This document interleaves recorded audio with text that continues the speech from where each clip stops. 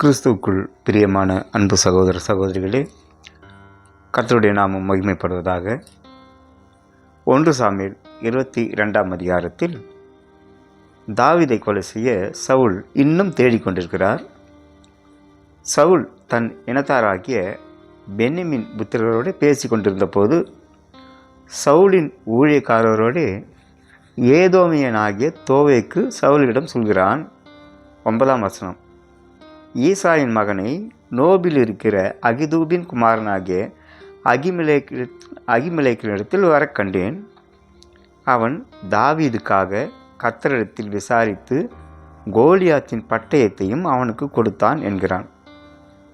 Saul Ahimelech என்னும் ஆசாரியனையும் அவன் தகப்பன் வீட்டாராகிய எல்லா ஆசாரியர்களையும் தன்னிடத்தில் அழைக்கிறார். அகிமெலேக்கை பெயர் சொல்லி கூட அழைக்க சவுலுக்கு விருப்பமில்லை. அகிதூபின் குமாரனே என்று அழைக்கிறார். தாவீதின் பெயரை சொல்லக்கூட விரும்பாமல் ஈசாயின் மகன் என்று சவுல் குறிப்பிடுகிறார். வசனம் 12-13. பின்பு அகிமெலேக்கையும் அவர்களின் குடும்பத்தாரையும் கொல்வதற்காக தன் சேவகருக்கு கட்டளை கொடுக்கிறான். ஆனால் அவர்கள் ஆசாரியர்களை கொல்ல தன் கையை நீட்டவில்லை. ராஜா தோவேக்கு கட்டளையிடுகிறான். அந்த ஏதோமியன், நன்றாக தெரிந்து கொள்ளுங்கள், ஏதோமியன் சணல் நூல் ஏபோத்தை தரித்திருக்கும் 85 ஆசாரியர்களை கொன்றதுமில்லாமல் ஆசாரியர்களின் பட்டணமாகிய நோபிலுள்ள ஆண்கள், பெண்கள், பிள்ளைகள், குழந்தைகள், மாடுகள், கழுதைகள், ஆடுகள் அனைத்தையும் வெட்டி அந்த பட்டணத்தையே சுடுகாடாக மாற்றிவிடுகிறான். அகிமெலேக்கின் மகன் அபியத்தார் ஒருவன் மட்டுமே அவன் கைக்கு தப்பினான். இவைகளெல்லாம் நடந்ததற்கு காரணம் சவுல். இப்பொழுது 28ஆம் அதிகாரத்திற்கு வரலாம். பெலிஸ்தரின் ராஜா ஆகீஸ் இஸ்ரவேலின் மேல் போர் புரிய புறப்பட்டு வருகிறான். சாமுவேல் இதற்கு முன்னமே இறந்து தன் சொந்த ஊரான ராமாவிலே அடக்கம் பண்ணப்பட்டு விட்டார். பெலிஸ்தரை கண்டு சவுல் இருதயம் மிகவும் தத்தளித்து கொண்டிருந்தது. அதனால் இஸ்ரவேலரும் பயந்து போயிருக்கின்றனர். அரசன் பயந்து போயிருந்தால் குடிமக்களும் வீரர்களும் பயந்து போயிருப்பது உண்மையான விஷயம். வீரர்களும் பயந்து போயிருக்கிறார்கள். 1 சாமுவேல் 28:6. அவர் கர்த்தரிடத்தில் விசாரிக்கப் போகிறார். கர்த்தர் சவுலுக்கு ஊரிமினாலாவது, சொப்பனங்களிலாவது, தீர்க்க தரிசனங்களினாலாவது மறு உத்தரவு அருளவில்லை. 28:7ஆம் வசனத்தில் அஞ்சனம் பார்க்கிற ஒரு ஸ்திரீயை தேடுங்கள் என்கிறார். 8ஆம் வசனத்தில் வேஷம் மாறுகிறார், வேறு வஸ்திரம் தரித்து கொள்கிறார். இருட்டிலே கில்போவா என்பது ஒரு மலை, 12 மைல் பிரயாணம் பண்ணி எந்தோருக்கு போகிறார். 12 மைல் பயணம் செய்து அஞ்சனம் பார்க்கிற ஸ்திரீயிடம் போய் பேசுவது ஒரே வசனத்தில் சொல்லப்பட்டிருக்கிறது. அஞ்சனம் பார்க்கிறவர்களையும் குறி சொல்கிறவர்களையும் தேசத்தில் இராதபடி சவுல் நிர்மூலமாக்கிவிட்டார் என்று சவுலிடமே அவள் சொல்கிறாள். வசனம் 9. உனக்கு பொல்லாப்பு வராது என்று அஞ்சனம் பார்க்கிற பெண்ணுக்கு கர்த்தர் மேல் ஆணையிடுகிறார். வசனம் 10. வசனம் 11. சாமுவேலை எழும்பி வரச் சொல் என்கிறார். வசனம் 12. சாமுவேலை அஞ்சனம் பார்க்கிற ஸ்திரீ காண்பதாக சொல்கிறாள். 13ஆம் வசனத்தில் தேவர்கள் பூமிக்குள்ளிருந்து ஏறி வருவதை காண்கிறதாக சொல்கிறார். 14ஆம் வசனத்தில் அவருடைய ரூபம் என்ன என்று சவுல் கேட்டதற்கு சால்வை போர்த்து கொண்டிருக்கிற ஒரு முதிர்ந்த வயதான மனிதன் எழும்பி வருகிறான் என்று அவள் சொன்னதால் அவன் சாமுவேல் என்று அறிந்து கொண்டு தரை மட்டும் முகம் குனிந்து வணங்குகிறார். 15-19 வசனம் வரை இருவருக்கும் இடையேயான பேச்சுவார்த்தை சொல்லப்பட்டிருக்கிறது. அஞ்சனம் பார்க்கிறவர்கள் மூலமாய் சாமுவேல் பேசுவதாக கூறப்படுகிறது. சாமுவேல் கேட்பதாக, நீ என்னை எழும்பி வர பண்ணி என்னை கலைத்தது என்ன? அதற்கு சவுல், பெலிஸ்தர் எனக்கு விரோதமாய் யுத்தம் பண்ணுகிறார்கள், தேவனும் கைவிட்டு விட்டார், தீர்க்க தரிசனங்களிலாவது சொப்பனங்களிலாவது எனக்கு மறு உத்தரவு அருளுகிறது இல்லை என்கிறார். சாமுவேலும் சில விஷயங்களை பேசிவிட்டு அவர் சொல்வதாக ஒரு தீர்க்க தரிசனம் சொல்லப்படுகிறது. 1 சாமுவேல் 28:19. நாளைக்கு நீயும் உன் குமாரரும் என்னோடு இருப்பீர்கள், இஸ்ரவேலின் பாளையத்தையும் கர்த்தர் பெலிஸ்தர் கையில் ஒப்பு கொடுப்பார். சரி, இப்போது நாம் விஷயத்துக்கு வருவோம். கர்த்தர் சவுலை விட்டு நீங்கிவிட்டார். சவுலின் கீழ்ப்படியாமை தன் சுய இஷ்டமான விருப்பத்தின்படி 1 சாமுவேல் 19:13-9 ஆசாரியர்கள் மட்டுமே செலுத்த வேண்டிய தகன பலிகளையும் சமாதான பலிகளையும் என்னிடம் கொண்டு வாருங்கள் என்று சொல்லி சர்வாங்க தகன பலியை செலுத்தி என்னாகமம் 18:7 கட்டளையை மீறுகிறார். ஆசாரிய லேவி கோத்திரத்தாருக்கு கொடுக்கப்பட்ட அதிகாரத்தை சவுல் மீறினதினால் அவர் கொலை செய்யப்பட வேண்டும். சவுல் தேவனுடைய பிரமாணங்களை மதிக்கவில்லை. 1 சாமுவேல் 13:14 கர்த்தர் தம் இருதயத்துக்கு ஏற்றவனை கண்டுபிடித்து அவனை தலைவனாக கட்டளையிட்டார். 1 சாமுவேல் 15:10-11 அமலேக்கியர் விஷயத்தில் தேவனை மன வருத்தத்திற்கு சவுல் உட்படுத்துகிறார். லேவியராகமம் 20:27 அஞ்சனம் பார்க்கிறவர்களும் குறி சொல்லுகிறவர்களும் கொலை செய்யப்பட வேண்டும் என்பது தேவனின் கட்டளை. ஆனால் 1 சாமுவேல் 28:3 அவன் அஞ்சனம் பார்க்கிறவர்களையும் குறி சொல்கிறவர்களையும் கொலை செய்யாமல் தேசத்திலிருந்து துரத்துகிறார். கில்போவா மலையில் சவுல் மரணமடைகிறார். எந்த அமலேக்கு இனத்தவரை சவுல் மீதம் வைத்தாரோ அந்த அமலேக்கு இனத்தானால் 2 சாமுவேல் 1 இறந்ததாக கூறப்படுகிறது. யாரை தேசத்தில் இல்லாதபடி கொலை செய்ய வேண்டுமோ அவர்களை மீதம் வைத்ததால் சவுல் 1 நாளாகமம் 10:13 படி செத்து போகிறார். தேவன் சவுலை விட்டு நீங்கிவிட்டார். அதனால் எந்த விதத்திலும் சவுலுக்கு கர்த்தர் பதிலளிக்கவில்லை. அதனால் இப்போது அவர் அஞ்சனம் பார்க்கிற ஆட்களை தேடுகிறார். அவர் தேவனிடத்தில் மன்னிப்பு கோரியிருக்க வேண்டும். தேவனிடம் விசாரிப்பதும் சாத்தானின் தூதுவர்கள் அஞ்சனம் பார்க்கிறவர்களை விசாரிப்பதும் வேறு வேறாக தற்போது சவுலுக்கு தெரியவில்லை. மிகவும் பதட்டத்தில் மிகவும் குழப்பத்தில் இருக்கிறார். சவுல் என்ற பெயரின் அர்த்தம் கேட்டு பெற்றுக்கொண்டவன் என்பதாகும். கர்த்தரால் தெரிந்து கொள்ளப்பட்டவனாக சவுல் இருந்தாலும் கர்த்தரை அறிந்த அவனுக்கு கர்த்தரின் குணங்களை அறிய முடியவில்லை. ஏனென்றால் கர்த்தரை பற்றி அறிய முடியாத அவரால் கர்த்தரின் ஊழியக்காரரை பற்றியும் அறிந்து கொள்ள முடியவில்லை.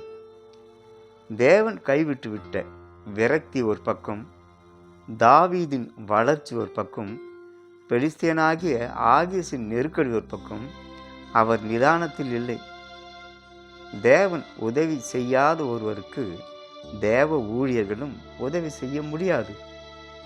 கர்த்தருக்கு விரோதமாய் கர்த்தருடைய ஊழியக்காரர்களால் செயல்பட முடியாது. 1 சாமுவேல் 16:13-14 கர்த்தருடைய ஆவி சவுலை விட்டு நீங்கினார்.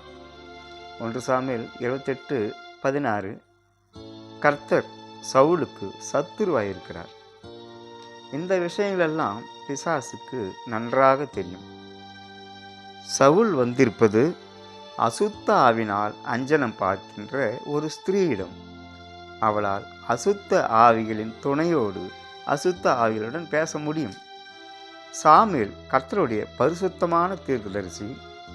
கர்த்தர் பதிலளிக்காத சவுலுக்கு அஞ்சனம் பார்க்கின்ற ஒருத்தியால் சாமுவேலை எழுப்பி பதில் பெற்று தர முடியாது. அசுத்த ஆவி சவுலின் வேஷம் தரித்து வந்திருக்கிறது. அவள் சாமுவேலை கண்ட மாத்திரத்திலே என்று எழுதப்பட்டிருக்கிறது. உண்மையிலேயே அங்கு சாமுவேல் தோன்றியிருந்தால் அவளிடமிருந்த அசுத்த ஆவி முதலாவது ஓடியிருக்கும். அவள் சாமுவேலை கண்டிருந்தால் அலறி விழுந்திருப்பாள். அவளால் அசுத்த ஆவியுடன் மட்டும்தான் பேச முடியும். அப்படித்தான் இங்கும் பேசுகிறாள். சவுல் கேட்கிறார், நீ காண்கிறது என்ன? 1 சாமுவேல் 28:13. அதற்கு அவள், தேவர்கள் பூமிக்குள்ளிருந்து ஏறி வருவதை காண்கிறேன் என்கிறாள். தேவதூதர்களும் கர்த்தரும் பரலோகத்தில் இருக்கிறார்கள். ஆனால் அவள் பூமிக்குள்ளிருந்து என்கிறாள். அவள் கண்டது தேவர்களை அல்ல, அவள் அழைத்தால் வரும் அசுத்த ஆவிகளை. 14ஆம் வசனத்தில் அவருடைய ரூபம் என்ன என்கிறார். சால்வை போர்த்து கொண்டிருக்கிற முதிர்ந்த வயதான மனிதன் என்கிறாள். சாத்தானுக்கு தேவ ஆவிகளையும் தெரியும், சாமுவேலின் அடையாளமும் தெரியும். அவன் ஆதி முதலே மனிதர்களை அறிந்தவனாய் இருக்கிறான். இப்போது குறி கேட்கிறவருடன் பேசுவதும் அவன்தான். ஒவ்வொரு மனிதனின் வாழ்வும் மரணமும் அவனுக்கு தெரியும். அதனால்தான் நடந்த அனைத்தையும் அவனால் சொல்ல முடிகிறது. அந்த அஞ்சனம் பார்த்தல், குறி சொல்லுதல் இவைகளை அவர்கள் நம்ப வேண்டும் என்பதே அவன் விருப்பம். குறி கேட்கிற யாரும் கர்த்தரை விசுவாசிப்பவர்கள் அல்ல. ஒரு விசுவாசி குறி கேட்க செல்கிறார் என்றால் அது சாத்தானுக்கு மிகப்பெரிய சந்தோஷமான சம்பவமாக இருக்கும். அவர்கள் தேவனை நம்பாமல் தன்னை நம்புகிறவர்கள் என்பதை அவன் மிகுந்த சந்தோஷமாக ஏற்றுக்கொள்கிறான். பிசாசு தன்னோடு பேசுவது சாமுவேல் என சவுல் நம்ப வேண்டும். இதற்காக சாமுவேல் தாம் உயிரோடு இருந்தபோது சொன்ன வார்த்தைகளை நினைவுபடுத்துகிறான். 1 சாமுவேல் 28:14 சொல்லப்பட்டிருக்கும் ரூபம், தரிசனம் ஆகியவற்றை தரித்திருக்கும் அசுத்த ஆவிதான் தற்போது வந்து சவுலிடம் பேசிக்கொண்டிருக்கிறது. சால்வை போர்த்து கொண்டிருக்கிற நபர் என்று குறிப்பிடுகிறாள். சாமுவேல் சால்வை போர்த்து இருப்பது அனைவருக்கும் தெரிந்தது போல் சாத்தானுக்கும் தெரியும். சால்வை போர்த்துவது என்பது தீர்க்கதரிசிகளின் பொதுவான அடையாளம். விவசாயிகளுக்குரிய வஸ்திரம், பார்வையற்றோருக்கான வஸ்திரம், உபவாசத்திற்கான வஸ்திரம், இரட்டுடுத்துதல் போல தீர்க்கதரிசிகளின் பொதுவான அடையாளமாக சால்வை இருக்கிறது. எலியா, எலிசா, யோர்தான் சம்பவங்களை நினைவு கூறலாம். இப்போது சவுல் தாம் பிசாசிடம் பேசுவதை கூட அறியாதிருக்கிறார். அவள் கண்டாலே அதை இவர் பார்க்கவில்லை. சவுலின் உண்மையான ஆவி பேசியிருந்தால் சவுல் மனம் மாறியிருப்பார். சவுல் தேவனோடு ஒப்புரவாகும்படி சாமுவேல் சொல்லியிருப்பார். தாவீதை தேவன் அங்கீகரித்திருப்பதை அவன் ஏற்றுக்கொண்டு சமாதான வாழ்க்கை வாழ வேண்டும் என்று சொல்லியிருப்பார்.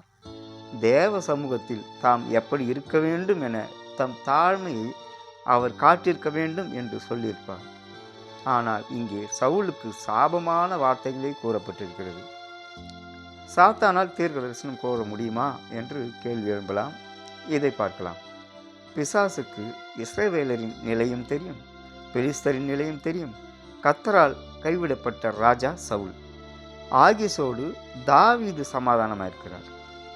சவுலின் நிலையும் தெரியும். எப்போதெல்லாம் தேவனுக்கு விரோதமாக இஸ்ரவேலர் வழிமாறுகிறார்களோ அப்போதெல்லாம் தேவன் அவர்களை புறஜாதியாரிடத்தில் விற்று போடுவார்.